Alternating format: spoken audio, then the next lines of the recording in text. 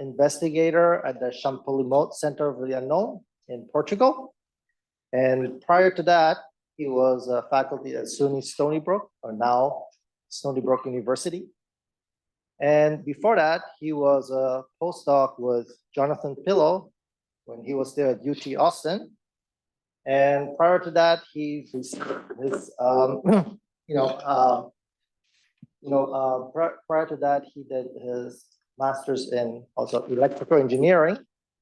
And before that, he was an undergraduate at KAIST. So his trajectory is varied and interesting and diverse enough to give us like a good perspective of quantitative approaches to studying the brain. So anyway, so without further ado, I'll let Memming, let's welcome Memming and also let him get started. Yes, something. Right. Yeah, I'm sorry. Yes. We didn't start the recording, so could you please say again? No. We can skip the intro. Let's see if I can motivate it to myself. Okay, Shirley. In 1 minute, let think. Oh, okay. I'm running out of here. Does this happen often? All right, you let me know when. Yes.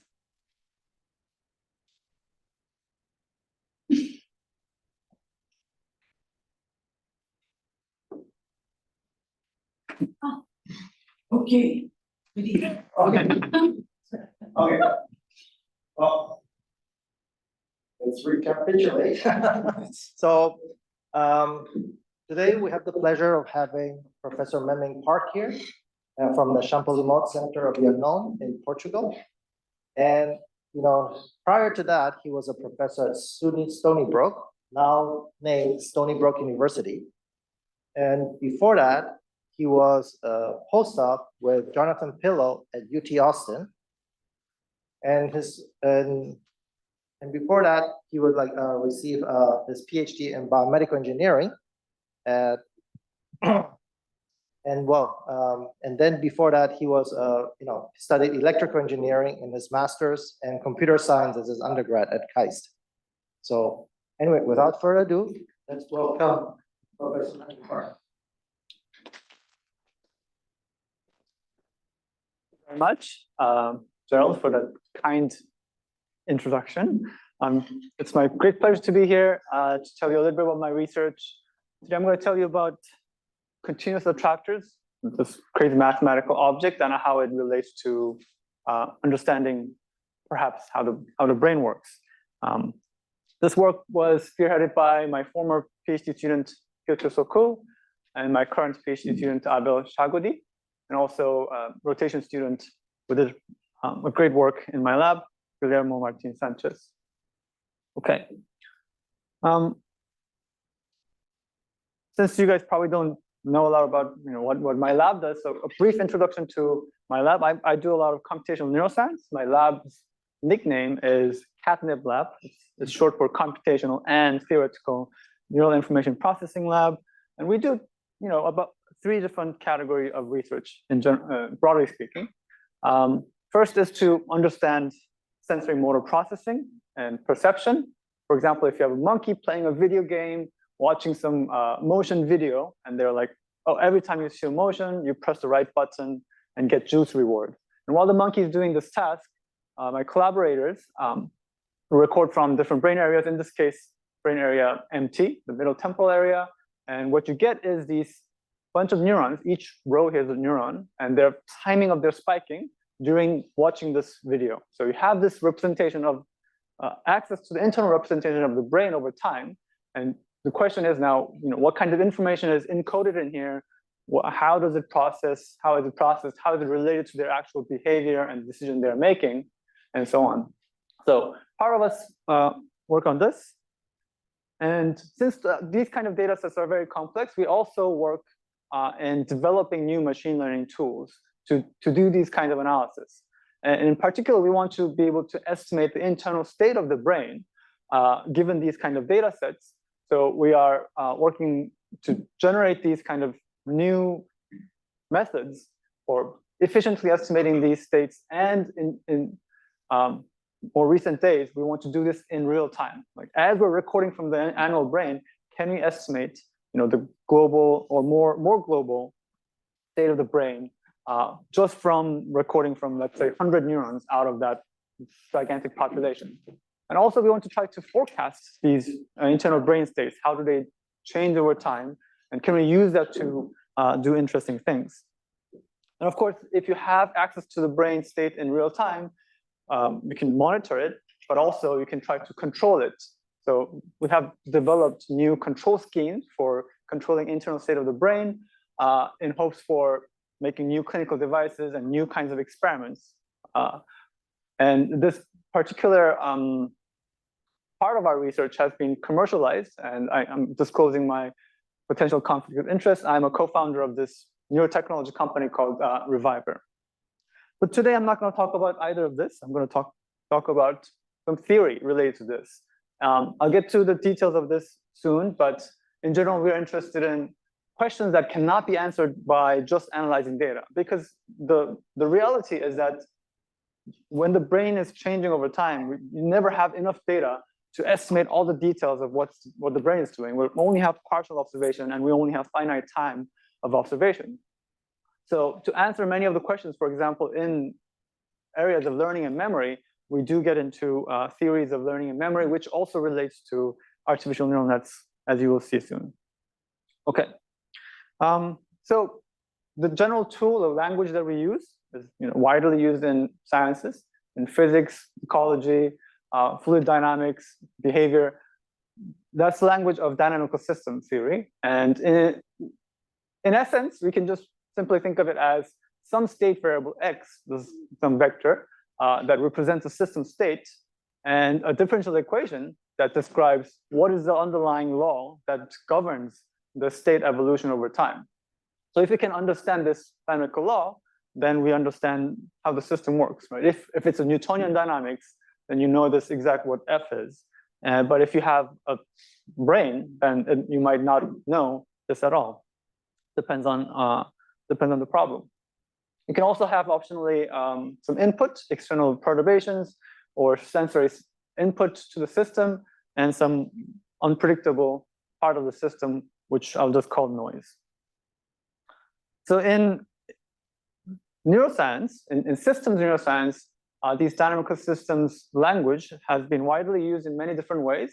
One way it's used is when you have, let's say, a large scale spiking neural network model. Let's say you have somebody designed 10,000 spiking neurons that are connected in a certain way to do a certain task. If you want to understand it, you don't want to study that 10,000 dimensional dynamical system. If you have the tools, the right tools to extract the essence and describe its general qualitative behavior in a dynamical system view, perhaps in a lower dimension, then you can understand it better. And vice versa, if you have an idea of how the system should work, let's say you designed a certain algorithm to perform like a memory task perfectly, or an integration task perfectly, you can use that knowledge that you described as a dynamical system to implement some complicated neural network, biologically plausible neural network that will do that task. And of course, in my lab, we do a lot of these inference kind of procedure where you don't have access to all the neurons dynamics, but all you have is some part of, let's say 100 neurons out of the billion neurons in a system, and you're trying to use that time series that you recorded or your collaborators recorded from, and build a picture of the dynamical system language. So using that language to describe what the animal is doing, animal's brain is computing. But so we've been working on this for a while, and what bothered me for a long time is that this procedure is there's randomness to this, right? Your data set is small. Every time you do this inference, you get a slightly different answer. And if the variability in the answers you get is very different, and they all talk about different mechanisms, and it's very ill-posed, then you have an issue, right? You can't really, my program of trying to say, this is the data, this is how the brain works, will be flimsy. So that's why we, well, today I'm going to try to tell you a little bit about a particular problem in working memory that relates to this problem. And I'm trying to answer two questions. Question number one is, which dynamical system can implement working memory? And here we're going to relate memory and learning in an interesting way, hopefully. And I'm going to define continuous attractors. And in question number two, we'll deal with this robustness issue, right? If the system is slightly different, or what you estimate is slightly different, how do these things behave under certain perturbations of the system? So hopefully we'll get to the answers to these questions. Okay, so the working memory problem that I'm interested in here is a particular kind. This is the analog working memory problem, where the variable that we're trying to keep in memory is some sort of continuous valued information. Let's say location or orientation or direction or intensity, distance. These are continuous valued information that you want to keep internally. For example, if you have an animal navigating around, rotating around, even if there's no sensory information, you close your eyes, there's no sensory information, you don't forget which direction you're headed to, right? Which heading you have. So that internal compass system, for example, will keep this kind of working memory internally. I'm talking about working memory in this very simple way. What we're assuming is that some sort of short time scale behavior as such, and the information is stored in the reverberation of the recurrent network. So the network activity, the firings of each of the neurons somehow in the brain that's going around, that's where this information is stored. So under these assumptions, let's look at how the actual observations seem to be in this case. So the first figure I'm showing you here is an experiment where a monkey was doing this memory task. So there were two periods of time. At the beginning, the monkey was putting their finger on some device. It vibrates in a certain frequency. Monkey has to remember that frequency and then report later in time what that frequency was. And during that task, the experimentalists were recording from prefrontal cortex individual neurons, and these colored traces are the firing rates, how active these neurons were during this task. So depending on the stimulus that need to be remembered in memory, the firing rate changed, and that change of firing rate was maintained during that memory period. There was no information about it from the environment. It all has to be maintained inside, right? So the theory of this kind of activity is seen in many places. And in this particular paper, they were saying there would be a maintenance period where each of the memory items, possible memory items, are just maintained at a constant state. We'll get back to this. In the figure here in the middle, this is Drosophila. This is the central complex, is a particular part of the brain of the fruit fly. And while the fruit fly is walking in dark, you can, if you image the activity of this particular donut-like object here, the ellipsoid body, you'd see the neural activity moving around the donut. So you can see there's a high activity in a particular direction. And as the animal is walking in darkness on this floating styrofoam ball, this bump is rotating around, which matches exactly the direction of the heading that's integrating that self-motion. So internally, this internal compass system is actually like it's a bump on a ring. Similarly for entorhinal cortex, but I won't go into the details. This is a case for zebrafish larva. So this is it has transparent brain, so you can image it. In a particular part of the zebrafish larva, there's a population of neurons. So if you image them, you can see the activity pattern rotate as the animal is given different motion, like visual motion inputs, meaning if the world is rotating, they're trying to maintain which heading I am in this world, right? So that is represented by a population of neurons as some sort of internal memory. So all of these things relate to some sort of mechanism for internally keeping this information. The trouble is that the most basic fact about the neurons are that individual neurons have very short time constants, meaning if you activate a single neuron without the network, they will just forget everything in a couple of 100 milliseconds. So individual neurons forget things, and so the default is just fading memory. You cannot keep anything for a long time if you're a single neuron in this particular regime. And to get out of this, you need a network of strong recurrent connections. So now your output is going through another neuron that's coming back to you. So you kind of try to keep it alive. So if you have a very strong recurrent input, what happens is that you can start to have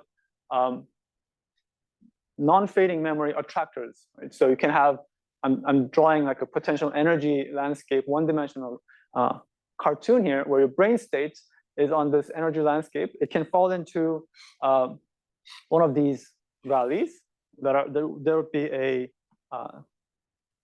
fixed point, as in the dynamics would be stable there, and you fall down to these things called point attractors or fixed points.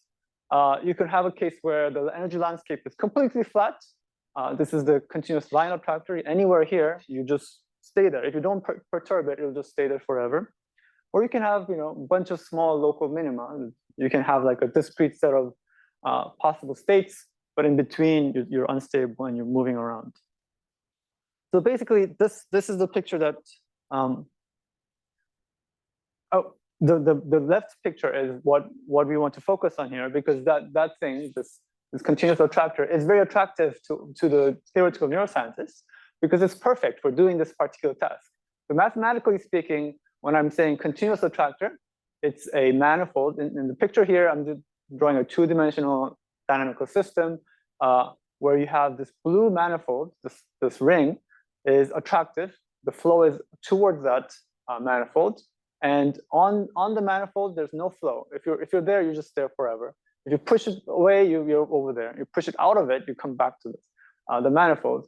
So that you have in this case, a circular variable that you can store as state of the continuous attractor.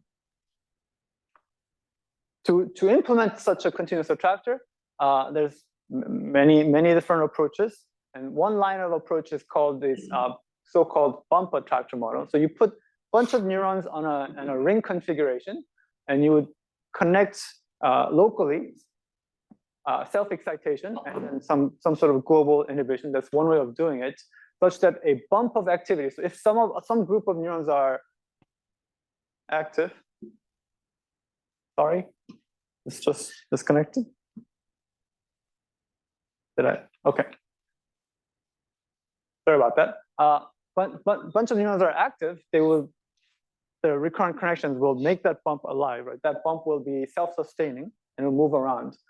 Here is a recording from a head direction cell from a rodent. Each row again is a different neuron, and the rodent is moving around in space. So this is time.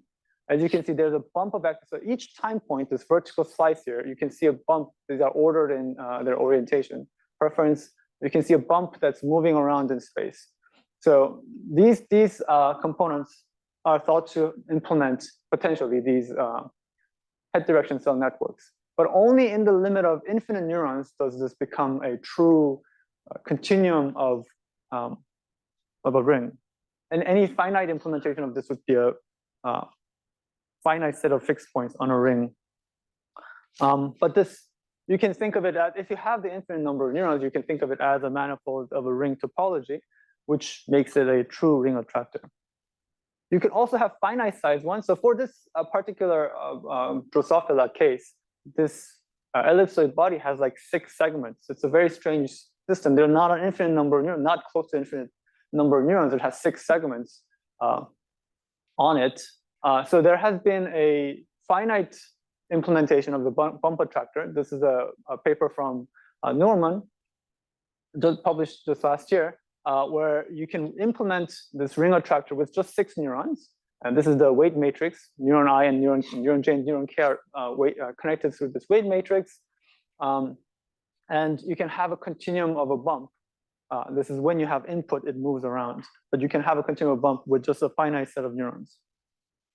Okay, so given this, now I'm going to take a quick detour. I promise I'm going to come back. I'm going to introduce you to a different problem, which is a learning problem. And in a couple of slides, I'll come back to the working memory problem. So consider a task where you have some stimulus. The animal has to use the stimulus to produce the right behavior later in time. So the stimulus is some time it came in, the desired behavior is later in time. It's either a biological brain or a recurrent neural network if you're into machine learning. If you're into machine learning, you might know these tasks. If you're a neuroscientist, you might know these tasks, but they all have this kind of temporal relationship they have to learn. Like, oh, if I saw a red Lego and time t, and 3 seconds later, I have to press this button to get the juice. And this time duration can be quite long relative to, again, the time constant of the system. And the way that the network has to learn this relationship, initially you don't know this relation, right? What input has caused what kind of desired output. But what it has to do is whatever this external input is, it has to be encoded into the reverberation of the network state that evolves over time. And then later in time, given some error or reward, you need to somehow find out what should I have done earlier or what should I do now next time to be better. So this kind of problem is the problem of learning signal, right? How do I know what to change in time to do this? And what I'm going to claim is that without proof right now is that this analog working memory problem that we were talking about is sufficient for sustaining this learning signal propagation over a long period of time. So if you have a memory system that can do this working memory perfectly, and this task is such that that's the kind of memory you need, then you can use that system to say, oh, I remember that I had this input at this time, so later I will use that to learn. Okay. So when I'm saying learning signal, let me be a little more concrete, slightly more concrete by giving you a picture of what learning signal I'm talking about. I'm talking about a gradient signal, a gradient descent problem, where you have a network with some free parameters. These are neurons. I'm drawing some synapses. These are WIs, or synaptic weights. I'm trying to change this WI to make this network perform better in some task. And I have some loss function L. This measures how well I'm doing at the current parameter value WI. And of course, gradient descent is trying to find out, oh, which direction should I go, which is the partial derivative of the loss function at that time, at that value of the parameter, so that I can optimize this. And I will do this for every small amount of data I have. Every time I experience something, I will be updating this. So I'm sure you're very familiar with this, but just to get to the point, the problem is the gradient descent is great. Mathematically, it's beautiful. It works almost always, as long as it's differentiable or sub-differentiable. But if you have to represent this with finite precision, either like double precision or fixed point, if you're a machine learning researcher, or biophysically as some sort of firing rate or concentration of ions, there's a limit, right? If your value that you're trying to represent is too small or too large, you basically lose it. So practically speaking, if your gradients are very big or very small, gradient descent does not work very well. It's hard to train networks. Learning is very difficult. You might think this is not a big problem because mathematically it should always work, but it is in fact a huge problem, and it has its own name called the EVGP, exploding and vanishing gradient problem. So in practice, when you're trying to train, let's say, a deep neural network or a recurrent neural network for unrolled in a long time period, or you're trying to train an animal, you may encounter this problem where the gradients are either too small or too large to actually effectively learn.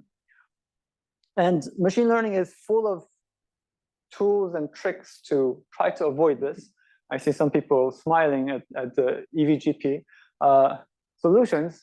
I'm just sampling some part of it. You might have heard optimization tricks like gradient clipping that you might use, or batch normalization you might use to handle this issue. Right? If the gradient is too big, just clip at some maximum value. Don't let it go to infinity. Special architectures such as ResNet or Neural ODE, you might have heard of this, or LSTM, the long short-term memory architecture, or even transformers that are behind GPTs and whatnot, are all designed to solve this problem of how far in time can I go without losing information or exploding sensitivity to that information. Special weight architectures such as Hippo, Mamba, you might have heard, and we have some contributions here as well. But what is the fundamental reason why we have this EVGP, especially in recurrent networks? So I'm going to try to convince you that it's not too complicated. It's actually pretty simple why we have this. So then let's ask these two related questions. The memory question, where you have some state of the neural network at time t0. It evolves over time, and you have a state at xt. What does xt, this later time, say about xt0? This is the memory question. How much does the current state tell you about the past? And the sensitivity question is, if I change xt0 a little bit, how much is xt going to change, right?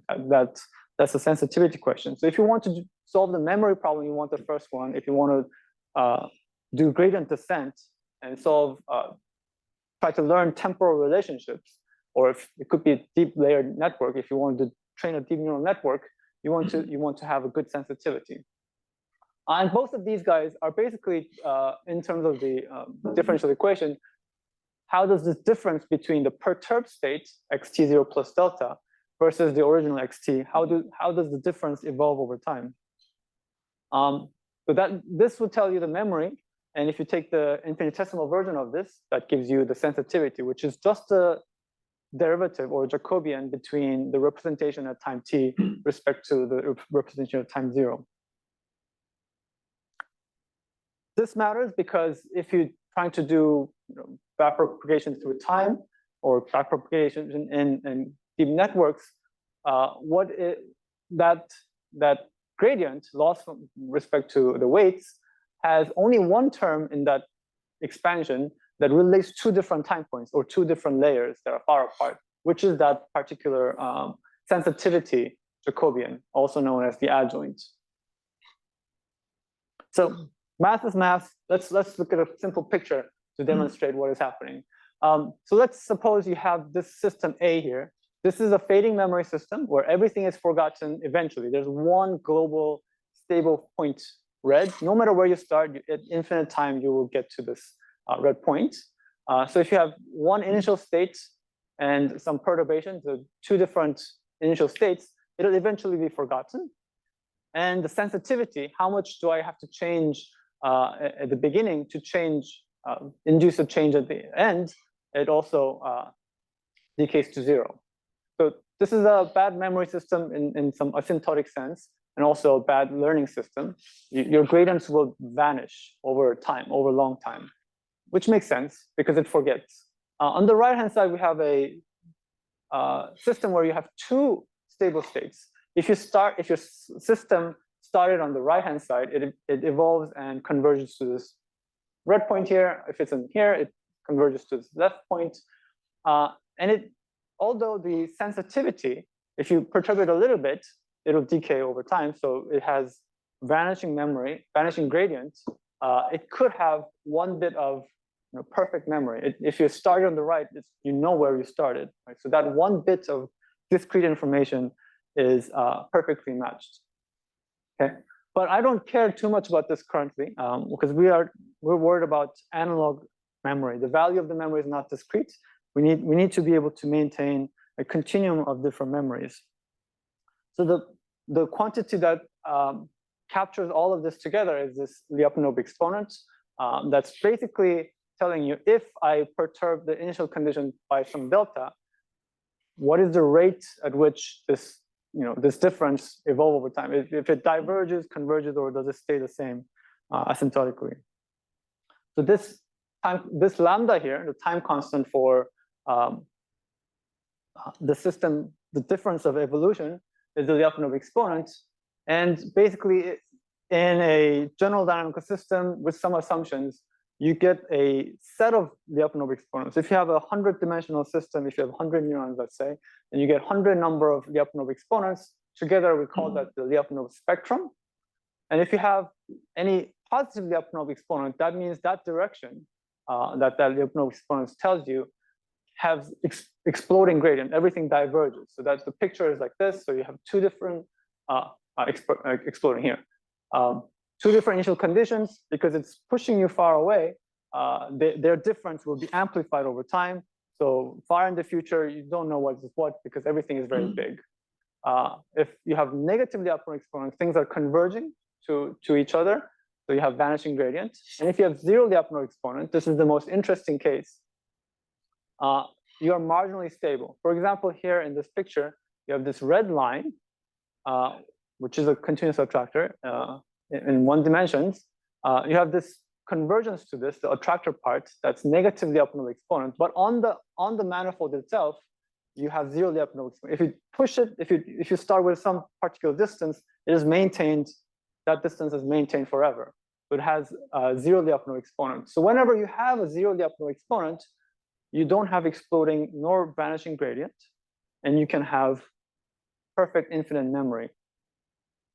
So the quest is, what is this dynamical system that gives you this zero the upward exponent? We know that this continuous attractor model does give you a zero the upward exponent. Just to remind you, it's attractive and it has no flow on that low dimensional thing. If your state is on that thing, the state's there forever. And you have as many zero the upward exponent as the dimensionality of the manifold. So in this one dimensional picture, if I start with 4 different states, and this is an animation, if I slightly perturb the system, it's no longer a continuous attractor. But this is the main problem that bothers a lot of people, including me. It's called the fine-tuning problem, because continuous attractors almost always have this problem. If you change the parameter of the system just a tiny bit, it just destroys the mathematical continuous attractor. And this is a problem because biological systems, they're never exactly the same, right? If you have a synapse between 2 neurons, that synapse is spontaneously drifting on its value. There's the turnover rate of synaptic plutons. A few days, like 40% of hippocampal synaptic spines are gone. So these synaptic weights in reality are not a constant, even if you don't have any input, but you always have some inputs. There's always some activity. There's always some learning going on. So these things are always changing a little bit at a time, which means if you have a fine-tuning problem, you can never have perfect continuous attractor because that's a single point in the space of parameters. So here, just to illustrate what kind of problem this is, I'm giving you a very, very basic linear neural network where xi is the activity of neuron I. You have time constant tau. So each neuron is decaying time constant tau. They always forget, but you have a recurrent connection, wij, that connects the neurons. So if this wij can cancel exactly this forgetting term, -1 here, then you can create a continuous attractor. But that balance between this -1 and these weights is very, very delicate. Any change will destroy it. Okay. So this gives us a paradox because animal behavior is not that sensitive to this change, right? The animals are fine, even their synapses are changing. I'm fine if I drink a cup of beer, or if I study Japanese for 10 minutes, I'm still fine doing my working memory tasks, hopefully. So, and if you think about the space of all possible brains, which are different dynamical systems, slightly different dynamical systems, my brain is like in a cloud. It's not defined as one system. It's moving around in the space of parameters. But how can this be that the perfect solution, theoretical solution for working memory, which is a continuous attractor, is just a point in this space? How does this make any sense? So that's the problem. Okay, so part 2. Are there any other non-chaotic dynamical systems with zero the upward exponents that's not a continuous attractor? Okay, so I'm going to give you some hope here, maybe some hope. So we know in the brain there are lots of oscillators of various kinds, and if you have a particular oscillator, a nonlinear oscillator called a stable limit cycle, it's a fancy name, but it just means it's a periodic orbit in some space, so spontaneously it's oscillating, And if you perturb it away, it goes back to that exact same waveform, right? It's always in that particular form. And stable limit cycles, although it's not a fixed point, it has a single zeroly up and up exponent. So this is a two-dimensional system in this cartoon. So there's one negatively up and up exponent that corresponds to the attraction to this limit cycle. And then on the limit cycle, if you have a certain distance, if you have two initial conditions on the limit cycle that are delta t apart, after one cycle, it comes back, it's still delta t. That never goes away. It does not increase or decrease. So stable limit cycles have a single zero Lyapunov exponent. And in addition, what is good about these guys is that these are structurally stable, meaning if I change the parameter of the system, this does not just go away. Unlike the continuous attractor, there's a big region in the parameter space that, oscillators are just oscillators. You can change parameters, it's still an oscillator. It might not be the same period, it might not be the same waveform, but it's still an oscillator. So that means these guys occupy a bigger space. If you have multiple of these guys with different periods, if you have 2D and 2D, let's say neuron 1, neuron 2, neuron 3, neuron 4, and they're independent and oscillating, they form a so-called quasi-periodic tori, where the state is oscillating on a donut, basically. And then you can have not just one dimension of a ring-like memory, gradient, but also multidimensional. So I'll quickly summarize what I just told you in terms of Lyapunov exponents. So if you have a fading memory system where we have global stable point, everything, homeostasis, you go back to one single state, your population activity all goes to that state, your Lyapunov exponents of the systems are all negative. If you have a bistable system with two fixed points, you still have all negative Lyapunov exponents, which means in terms of learning, you have vanishing gradients. You can still have one bit of memory. If you have a continuous attractor, you have one zero Lyapunov exponent if it's a line attractor. If you have a chaotic system, I didn't talk about chaos too much, then you have positive Lyapunov exponents, which screws you up for learning, trying to learn anything long term. Anything is amplified, so it's very hard to learn sensitivities. And if you have a stable limit cycle, you have one zero Lyapunov exponent per oscillator.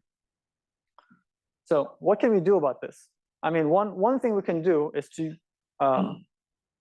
make a conjecture to say that these kind of robust to these perturbations or synaptic intrinsic synaptic dynamics is that there's only one structure that can do this. We don't have a proof for this, but it's a stable limit cycle or a quasi-periodic torus attractor.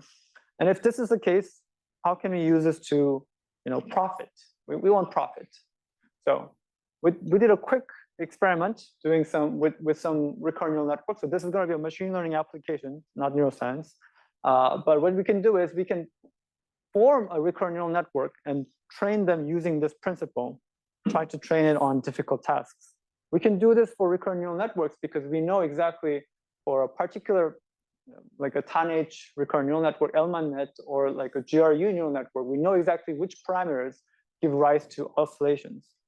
And that space is, part of that space is here. So if you parameterize your dynamical system, either in discrete time or continuous time, as some rotation matrix scaled by some alpha, and followed by some nonlinearity, in the parameter space, this is the theta here, and this is alpha. This top is continuous case, and lambda 1 is the largest Lyapunov exponent. It's a two-dimensional system, so you have two Lyapunov exponents. There's a region in the parameter space. If you choose alpha and theta, you will have oscillation, and it's a big space. So we can sample from this space and create a bunch of nonlinear oscillators, and that's exactly what we did. So we take, let's say, 100 neurons, this 100 by 100 weight matrix, how they are connected. You take a 2 by 2 block, and each 2 by 2 block is now a rotation matrix, scale with some alpha and some theta. This is just the initialization.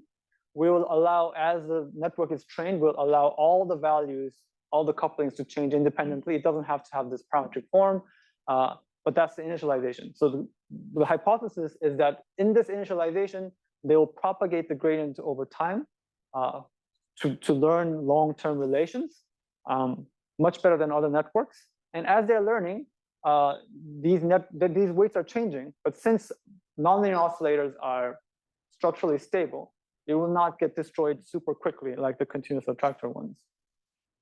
So just a couple of experiments. First one is the copy memory task, where you have some items and you have like 1,000 time steps that you have to wait, and then you have to spit out what the memory content was.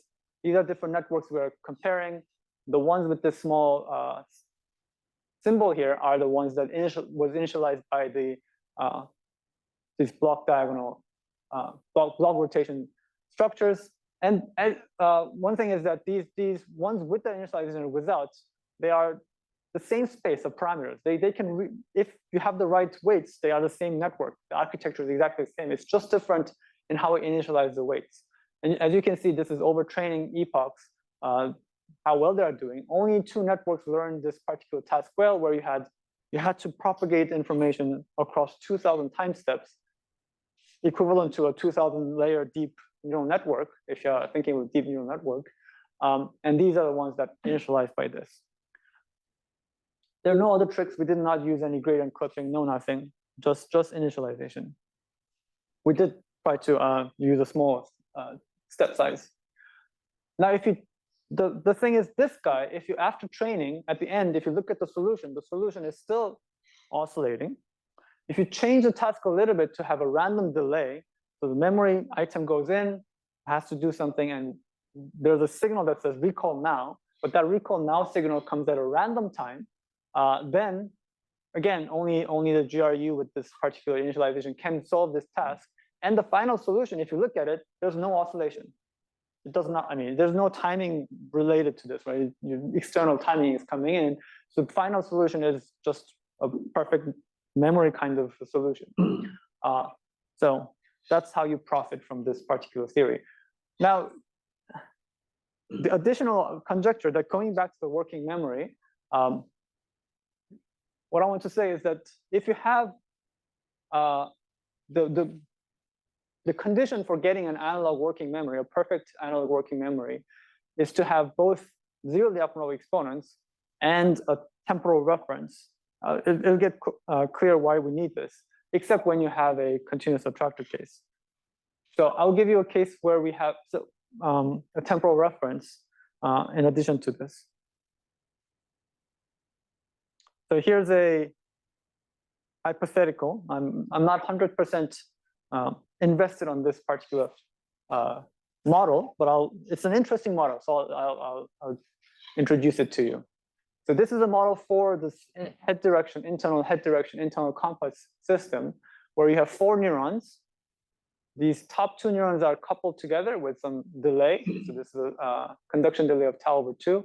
They are forming an oscillator of period tau. So if you look at these are spiking neurons, they will spike at different times. These are the timings of the spikes of the first set of neurons. And the second pair is also an oscillator with the same period. So these are the red spikes. And these are 2 independent oscillators, meaning that their relative phase difference between the 2 oscillators can be arbitrary. I can have them completely synchronized. I can have them half cycle pushed away. It could be 10 degrees away, and so on. So that phase difference can contain an arbitrary circular memory variable. And this is in the phase. So the question is, how do you read this out? Because in the earlier video I was showing you, there was a bump of activity on the ellipsoid body. So how do you convert this phase memory into a spatial memory? We can simply use a delay line. So take one of the neurons on the first circuit and another neuron from the second circuit, put through a delay line such that it takes time for the spike to travel along, and you put a bunch of coincidence detectors on these two systems. If you do so, these spikes will coincide at some point, and the nonlinear dendritic state over there will produce a activity. So that activity pattern can be read out as a bump of activity. You can rearrange this in a ring if you wanted to, as a bump of activity of the population, and it will move around as the memory content changes. So this is one way you can have a ring attractor-like looking neural signal, but the underlying dynamical system is just two oscillators. A strange system. I'm not claiming that this is a true system. I want somebody to disprove me, but theoretically this is possible. Okay, let's get to the last part. I think I'm running slightly late. 5 more minutes. So going back to the robustness question, I want to answer this question: Is fine-tuning problem a real problem? Right. Let's start from a very simple observation. This is a 2-dimensional neural network model of a continuous attractor, where these are the weights. I know exactly what the weights are, and this is the dynamical system on the left-hand side here. So neuron 1's activity and neuron 2 activity, they are mutually inhibiting. So you have a stable representation on this black line. So this is a perfect continuous line attractor. Your activity can be anywhere here, it will stay there forever. And you see this attraction toward the line, and the color here corresponds to the speed of the dynamical system, of the neural state changing over time. If you change the parameters, alpha or one of these parameters, 0s or -1s, it disappears, this black line disappears, because the balance of this -1 cancelled by this eigenvalue 1 of this W matrix is no longer exact, and you get either this dynamical system or this dynamical system. Here you have one stable point in the middle, you have slow flow here, and here you have 2 stable points on either side, and still a slow flow around here. So this is what happens. So when the continuous attractor is destroyed, it's still, I mean, if you squint your eye, it still looks similar. Yeah. Structurally speaking, mathematically speaking, this has infinite number of stable points. This has 1, this has 2. But squinting your eye, they look similar. If you look at this Neuermann's earlier model, in their paper, they show in the case where you have 6 neurons, you have exactly this parameter, this JE parameter has to be this value. There are 3 values that allows you to have the perfect continuous attractor. And if you're away from this, it gets destroyed. So this is a random perturbation study that we did on this matrix. If you perturb this matrix randomly, you can get 2 fixed point system, you can get 6, 10, 12, and so on. But they are still somewhat a ring structure, and it's still slow on the manifold. So what is going on? So it turns out there's a theory that we should have learned about much long time ago, because it's 71, called the persistent manifold theorem, that says mathematically this has to happen under one condition, well, a couple of conditions. The most important condition for this to happen is the normal hyperbolicity. So if you had a continuous attractive manifold, let's say M0, where your flow on the manifold, y is the coordinate that's parameterizing this manifold, is 0, and you have normal to the flow, some x of f. If the flow along the manifold is weaker than the attraction at all points, it's bounded away from 0, then after the bifurcation, you get a manifold M epsilon, which is isomorphic to the original manifold. It's nearby, and it's still an invariant manifold, meaning if you start on the manifold, you don't get away from the manifold except at boundaries in rare cases. So it's effectively this continuous attractor almost behaves similarly for small amount of perturbation of the system. The perturbation in this case, I'm giving you arbitrary perturbation P, which is not parameterized, but I'm controlling how much I'm perturbing by this epsilon. So there exists an epsilon that does this. So I'll give you a picture form of this theorem. So let's say we start with this x dot equals f of x, perfect ring attractor system. And I have 3 different p of x's. These are random processes that I sampled. They have some, I normalize it such that the maximum speed of these flows are 1. And I'm gonna add this epsilon, which is this blue line here, to perturb the system and see if this blue thingy gets destroyed. Okay, so this is gonna be an animation. Oh, it's gonna be an animation. Not that animation. Maybe I have to be patient. Okay, so as time goes, these parameters will change. You'll see these guys deforming. But there's still a manifold that remains up to this point. And then if you change it further, if my epsilon is large enough, this manifold gets destroyed and it's no longer a slow manifold. So it's no longer performing the kind of task that we want to do. But for small n of epsilon, these systems are behaving approximately the same as the original system. Although mathematically speaking, they're very different in their topology. Okay, so 2 more minutes. I'll try to finish up. If you train recurrent neural networks to do these kind of tasks, what happens is that you recover something like a slow manifold. So what we're doing here is a recurrent neural network that's trying to integrate some information to build an internal compass, right? That's all it's trying to do. Simple task, it takes a while to train it, but once it's trained, if you can read out a ring manifold, so it has information that you can read from a ring manifold, and the trajectories over space also, and this is low dimensional projection, has that same manifold structure. So we can numerically find where the flow is slow and fit a spline. This is a periodic spline that we fit, represented in low dimension again, and we can find some stable and unstable saddles and stable fixed points on the manifold, which is good because that's what the task requires. You're required to maintain an internal compass, so you have to have some sort of ring-like structure somewhere, right? But it doesn't have to have this solution.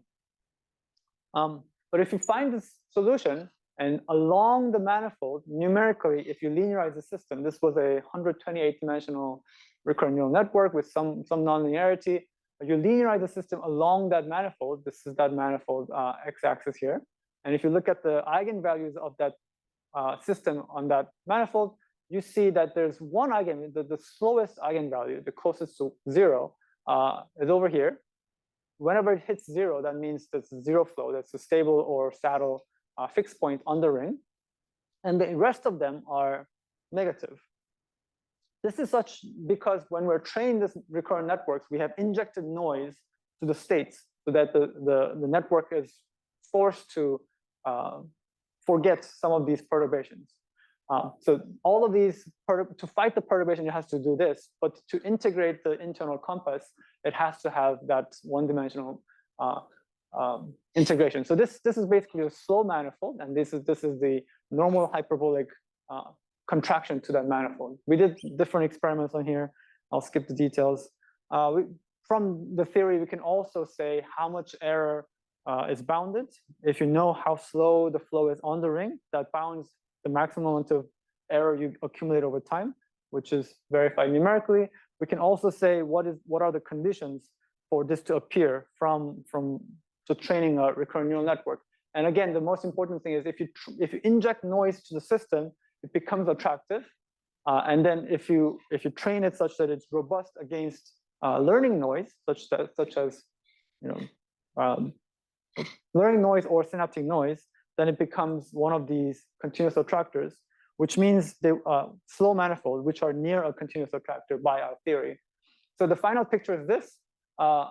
Fine-tuning is not really a big problem because each point here, which are the continuous attractors with fine-tuning problem, around it, there's a region that behaves just like a continuous attractor for a finite scale of time. So if your behavior is like, oh, you have to remember which direction you're headed for up to 1 minute or something like that, you're okay. If you ask it to do it for infinite time, you're not okay. But in reality, we don't have to do this for eternal time. Mathematically, it's easier to analyze if it does, but we don't have to. So our proposal is that these approximate continuous attractors can be thought of as this shadows of the ideal Platonic objects that we can still use to describe what the system is doing. We don't have to say circles don't exist in the real world because we have atoms and we're not. We have Planck constants. We can still talk about circles, and it's very useful. The same way, continuous attractors are useful theoretical concepts that even if you never see it in biological reality, we should not discard them. Okay, so with that, I'd like to thank my lab, especially Abel Shagodi, Guillermo, and Piotr. We do exciting research in this beautiful place of Champollion in Lisbon, Portugal. We have a PhD program. I happen to be the director of the PhD program. So deadline January 31st. If any of you know somebody who wants to come do a good PhD, we have a very, very vibrant community. Everybody's very happy there. So please consider joining. Also, I'm looking for postdocs, but yeah. If you want to work with me, and if any of this excites you.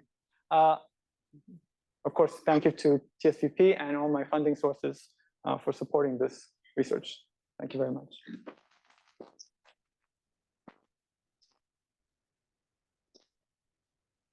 Thank you very much. We already have the first question here, so please go ahead and just speak up and proceed. So you mentioned that you want to disprove the idea that there's that bump attractors are maintained based on oscillators.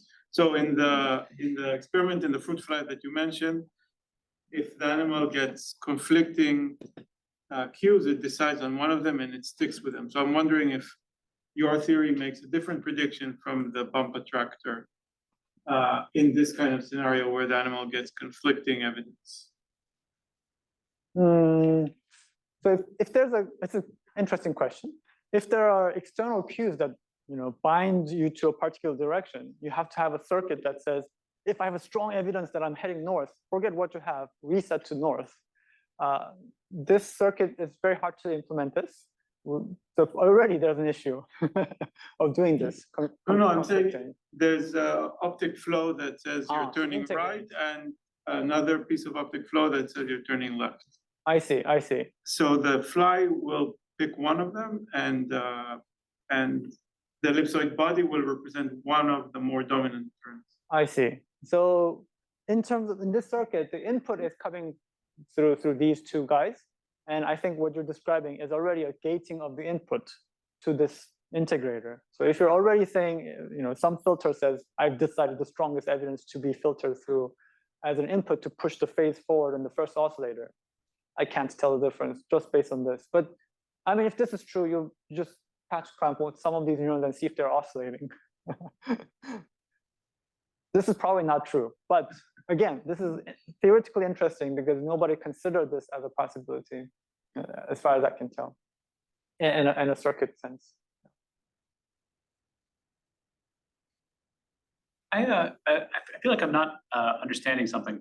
So the second part of your talk, I thought, was highlighting how with this fine-tuning problem, this big problem, and a potential solution is you have these oscillators that are robust to additional conditions, and if you implement your neural network with these oscillators, you can do problems that you can't do without the oscillators. Then the third part says fine-tuning is not a big problem. So if it's not a big problem, then why worry about it? The second part, like what am I missing? Excellent question. I mean, you understood the whole talk, I think. So the second part, the history is that we were studying the second part first. We were worried about fine-tuning problem. We found the solution of oscillators, and we're super happy that this can do learning.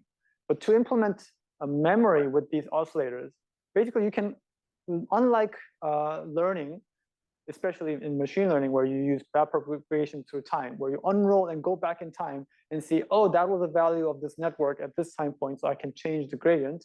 You cannot go back in time in nature. You have to do everything in a causal form, which means if you have a particular phase of your oscillator at time t and you got some error, I need to know relative to what might have happened in a different phase, which means I need to have a copy of an oscillator. And one approach is to have a clock or a copy of the oscillator such that, oh, one of them are perturbed, one of them is not perturbed over time. And then now I know the difference at this time point to do that learning, which is totally not easy to do, biologically speaking.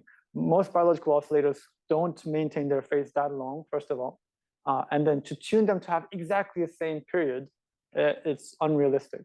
Have the same fine-tuning problem in some sense. So that is not a viable solution to have a copy. So then we were stumped as to like, how would we do this? Right? We need some sort of clock, but we couldn't figure this out in a biological causal way. But then this third part popped up and said, oh no, actually, we don't actually have to use these oscillators as a solution because the original continuous attractors are good enough So we're going back and saying, oh yeah, we were worried about it for no reason. We're actually fine. But when I try to train my recurrent neural network, there is the problem. I mean, this Right. problem exists. So True. is it a problem?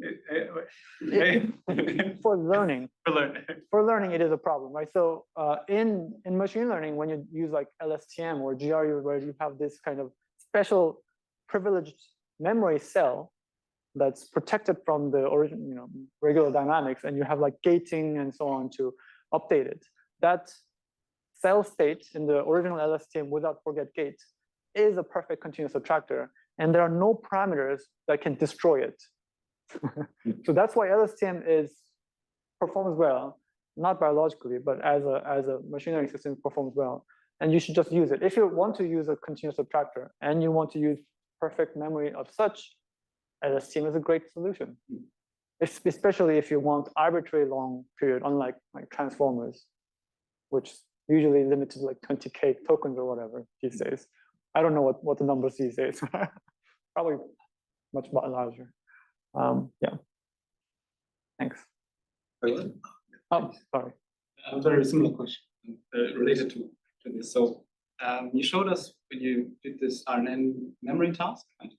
You showed us if you initialize networks, exactly the slide.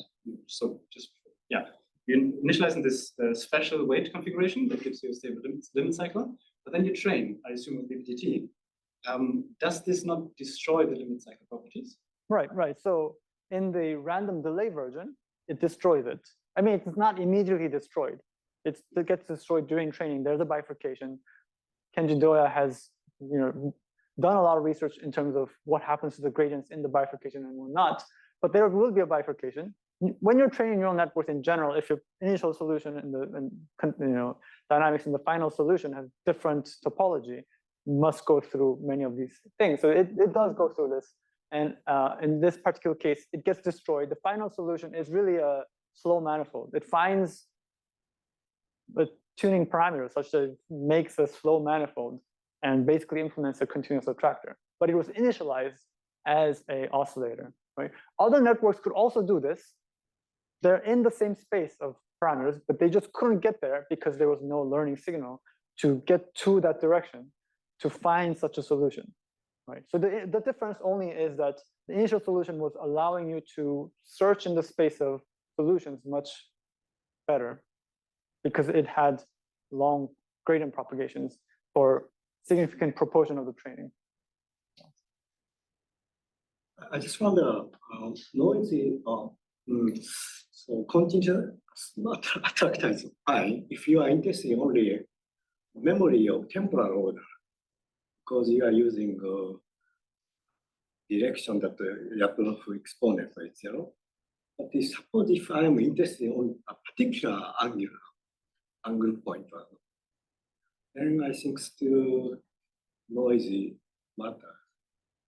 What I mean is delta T will be preserved, phase difference is preserved. But For the two oscillator implementation. yeah, even in the last part, I'm not sure. Right, both cases, if you perturb the weights and the dynamics, it will start accumulating error. Right? The question is what kind of error. If it's an oscillator, the errors are typically of drifting. The error itself is rotating, so you would get pretty bad errors very soon.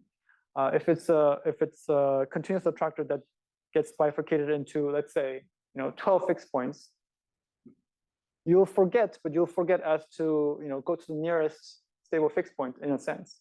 So you have a continuous memory which gets degraded into soon enough 1 out of 12 possible solutions. So you'll forget, right? So the exact solution is forgotten. But depends on how much you perturb it, that flow to that nearest stable fixed point is still slow. Right? You're in a connecting orbit between the saddle and the fixed point, and the flow on it is slow as long as your perturbation is small. So we're saying if the behavioral time scale is short relative to that perturbation, then you're okay. But yes, it is a problem. In this case, in any case, is particular parameter is more important than other. So that's what we're saying it's not, right? I see. So what we're saying is particular parameter, this one point is important if you want perfect memory. But if you're slightly perturbed away from that parameter, slightly different parameter, no, you approximate to do a similar thing as a system. Mathematicians hate this because the topology is different. I don't know how many mathematicians are here. Question related to this earlier one, which is about initializing the circuit. So once this circuit learns something, can it learn something else? Because we're, I guess, continuously learning stuff, and now it's not starting the same. That's a great question. Yeah, so if the solution is that everything should just be forgotten in this particular solution, then it no longer has that learning signal alive anymore. But that would not work very well. But if you're smart and you try to do like a meta learning kind of thing that says, oh, I should always, since these guys are good for learning, I will always keep a pool of oscillators. If I lose these guys, I will generate some more oscillators. Could be one solution. You can always have a pool of oscillators. You lose them, you continuously create more if needed, possibly. I'm not saying this happens anywhere, but if you're implementing this in a machine, then perhaps you could use that strategy. Yeah. There's no further questions, then that's saying, I mean, again.